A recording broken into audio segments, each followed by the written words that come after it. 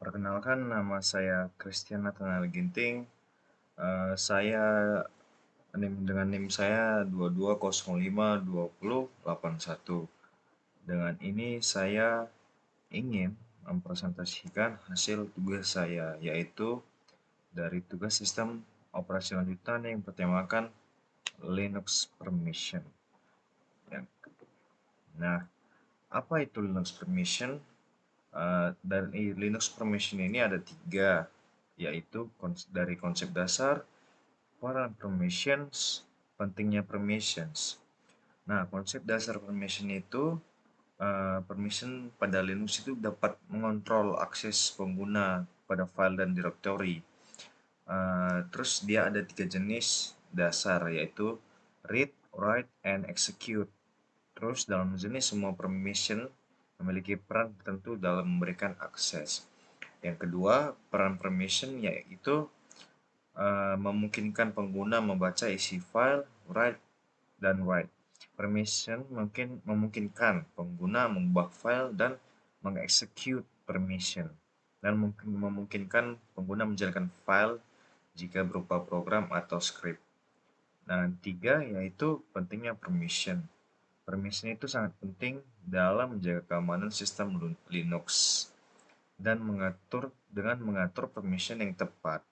Pengguna dapat mencegah akses yang tidak diinginkan dan melindungi data sensitif.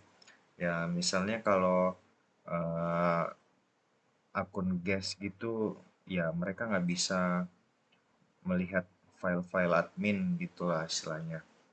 Mereka juga nggak bisa ngelihat mau mengubah data dan mengambil data orang. Nah, yang ketiga yaitu cara mengubah permission. Di dalam sistem Linux ini dia dapat mengubah permission setiap file maupun directory, dan hak akses ini meliputi hak write, hak read, hak execute. Terus jika dihubungkan dengan sistem kepemilikan, maka sistem Linux akan menentukan apakah user dan grup bisa menggunakan hak tersebut terhadap sebuah file yang dimilikinya. Dan untuk mengubah izin dari sistem operasi ini, dia prosesnya bervariasi gitu, tergantung pada sistem operasi apa yang kita gunakan.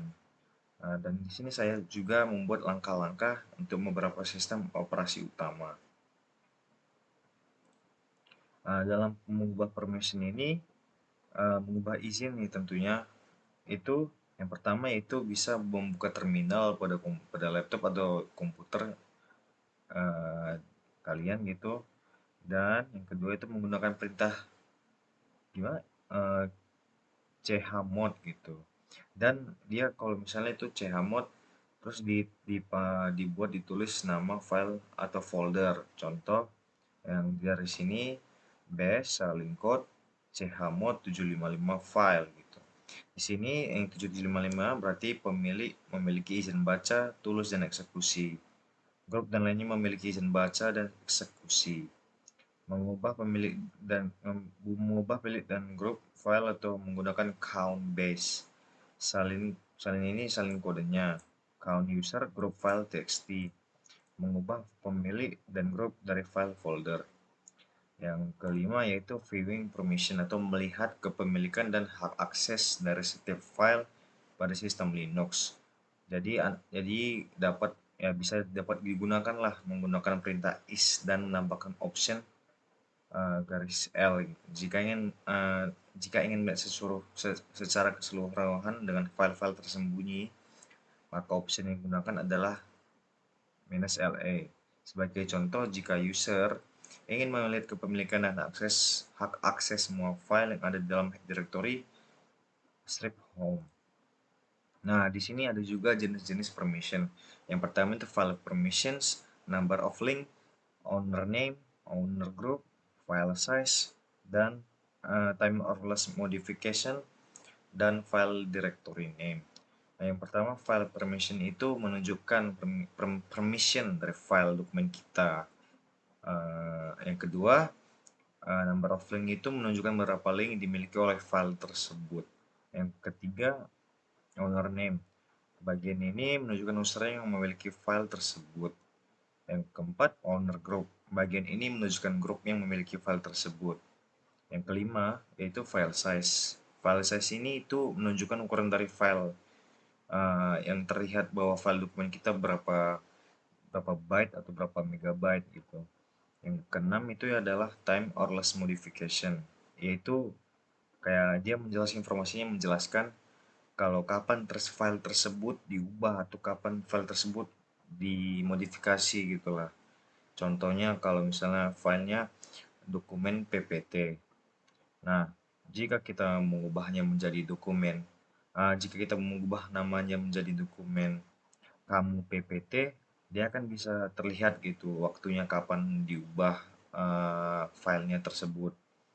Nah, yang ketujuh itu file directory name. Bagian ini, file ini menunjukkan nama file ataupun directory yang bersangkutan. Nah, yang ketujuh yaitu property file permission. Yang pertama itu tipe file. Tipe file ini menunjukkan directory di Linux yang memiliki tipe yang diindikasikan pada output perintah pertama gitu. Yang kedua, ada 3 tingkatan pengguna user class. Ya, di permission di Linux ini dibagi berdasarkan 3 kelas pengguna, yaitu owner, group, dan others. Yang ketiga, yaitu adalah 3 jenis izin permissions. Yang pertama itu read, write, dan execute. Read ini bisa membaca konten file dari directory kita. Dan write itu dapat mengizinkan menulis atau mengubah konten file atau mengizinkan menambah atau menghapus dan mengganti file di dalamnya. Yang ketiga itu execute. Execute ini mengizinkan eksekusi file sebagai program. Dan yang ke-8, selanjutnya di sini ada representasi file permission, yaitu yang kedua permission khusus dan mengubah permissions. Dengan 9 yaitu adalah changing ownership. Pada bab ini dibahas gimana gitu melakukan perubahan kepemilikan file seperti sudah dijelaskan sebelumnya, bahwa kalau file pun directory akan dimiliki oleh user dan group, dan umumnya user yang membuat sebuah file merupakan pemilik dari file tersebut. Itu ada chown juga untuk mengalihkan atau mengganti kepemilikan user terhadap file, maka user yang harus digunakan adalah user root, dan adapun perintah yang dapat digunakan adalah chown dengan sintaks chown.